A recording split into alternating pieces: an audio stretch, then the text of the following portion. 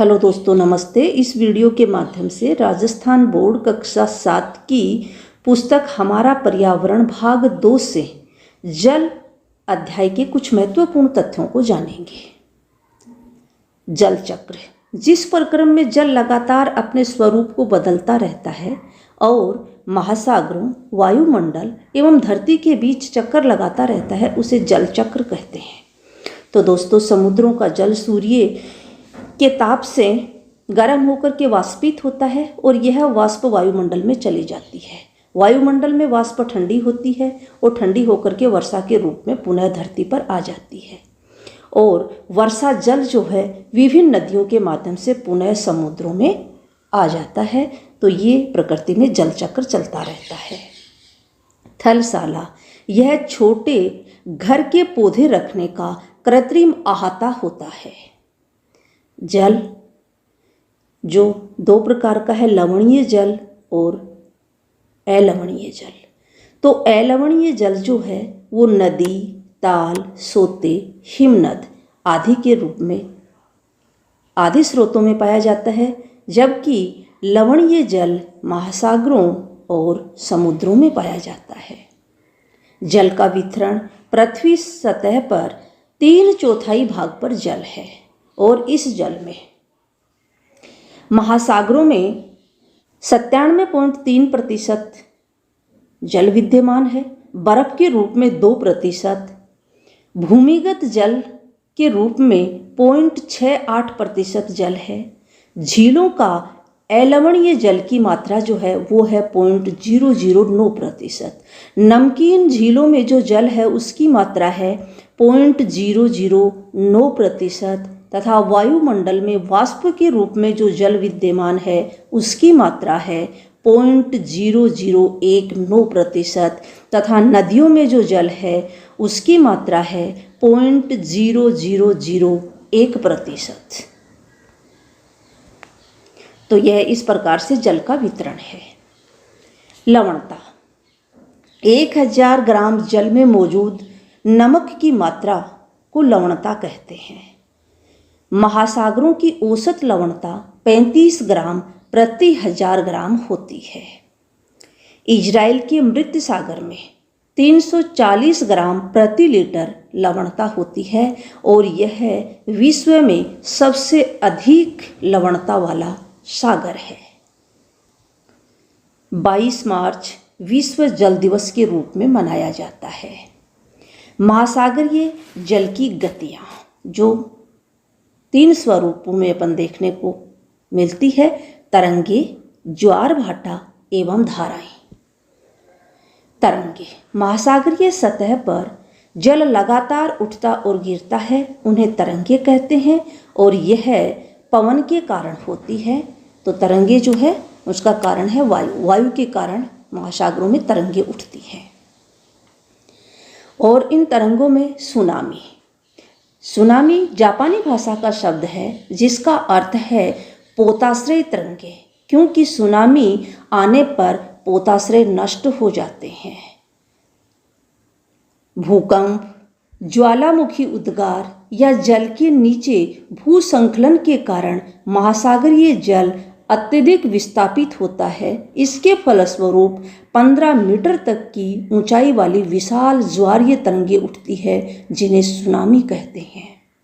तो भूकंप, ज्वालामुखी के कारण क्या होता है, सुनामी आती है और इस सुनामी में अत्यधिक ऊंची लहरें उठती हैं समुद्रों में। अब तक का विशाल सुनामी 150 मीटर मापा गया है। 26 दिसंबर 2004 को हिंद महासागर में सुनामी तरंगों के कारण भारतीय सीमा का दूर दक्षिणी बिंदु इंदिरा पॉइंट, जो अंडमान निकोबार द्वीप समूह में स्थित है, पूरी तरह से डूब गया। ये सुनामी भूकंप का परिणाम थी जिसका अधिकेंद्र सुमात्रा में था।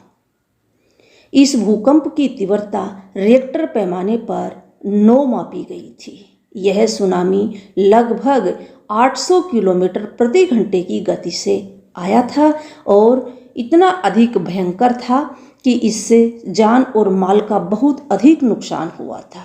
भारत में आंध्र प्रदेश, तमिलनाडु, केरल, पुडुचेरी, अंडमान और निकोबार द्वीप समूह है सर्वाधिक प्रभावित क्षेत्र थे इस सुनामी के द्वारा।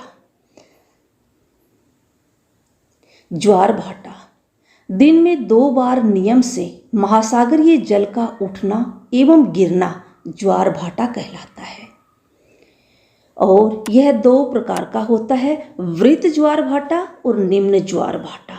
तो वृत्त ज्वार भाटा पूर्णिमा और अमावस्या को आता है।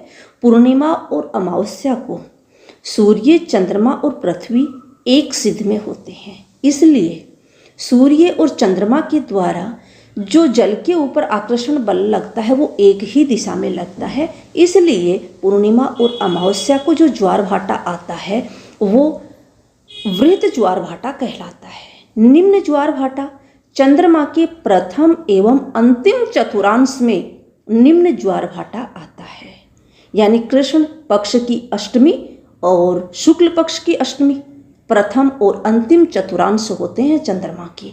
इस दिन निम्न ज्वार भाटा आता है क्योंकि इस दिन सूर्य, चंद्रमा और पृथ्वी एक सिध में नहीं होते हैं। चंद्रमा और सूर्य के द्वारा जो जल के ऊपर आकर्षण बल लगता है वो विपरीत दिशाओं में लगता है, इसलिए प्रथम और अंतिम चतुर्थांश जो होते हैं उसमें निम्न ज्वार भाटा आता है। उच्च ज्वार के लाभ जो हैं वो है नौका संचालन में आसानी रहती है, मछली पकड़ने में भी मछुआरों को अत्यधिक आसानी होती है तथा विद्युत निर्माण में भी उच्च ज्वार जो है वह लाभदायक है। महासागरीय धाराएं निश्चित दिशा में महासागरीय सतह पर नियमित रूप से बहने वाली जल की धाराएं होती हैं जिन्हें महासागरीय धाराएं कहा जाता है। ये धाराएं 2 प्रकार की होती है, गर्म महासागरीय धारा और ठंडी महासागरीय धारा। तो गर्म धाराएं भूमध्य रेखा के पास उत्पन्न होती हैं तथा ध्रुवों की ओर प्रवाहित होती हैं। उदाहरण के लिए गल्फ स्ट्रीम जलधारा और अलास्का जलधारा दोनों जलधाराएं गर्म जलधाराएं हैं। ठंडी जलधाराएं ध्रुवों या उच्च अक्षांशों में उत्पन्न होती है तथा उष्णकटिबंधीय या निम्न अक्षांशों की ओर प्रवाहित होती है। इनका उदाहरण है लेब्राडोर महासागरीय धारा तथा कैलिफोर्निया धारा। महासागरीय धाराएं क्षेत्र के तापमान को प्रभावित करती हैं। जिस स्थान पर गर्म और शीत जलधाराएं मिलती हैं वह स्थान सर्वोत्तम मत्स्य क्षेत्र माना जाता है। जापान के आसपास एवं उत्तर अमेरिका के पूर्वी तट इसके उदाहरण हैं, यानी जापान के आसपास और उत्तरी अमेरिका में गर्म और शीत जलधाराएं मिलती हैं। गर्म एवं ठंडी धाराएं जहाँ मिलती हैं वहाँ कोहरे का मौसम होता है और उसके कारण नौका संचालन में बाधा उत्पन्न होती है। कुछ महत्वपूर्ण झीलें और उनकी अवस्थिति। कैस्पियन सागर यूरोप में है, विक्टोरिया झील अफ्रीका में है, ग्रेट बियर झील, ग्रेट स्लेव झील, सुपीरियर झील और हुरन झील, ये चारों झीलें जो हैं वो उत्तरी अमेरिका में स्थित हैं। तो धन्यवाद दोस्तों, आज की इस वीडियो में बस इतना ही। अगर वीडियो अच्छा लगा हो तो चैनल को सब्सक्राइब जरूर कर लेना और बेल आइकन को भी प्रेस कर लेना।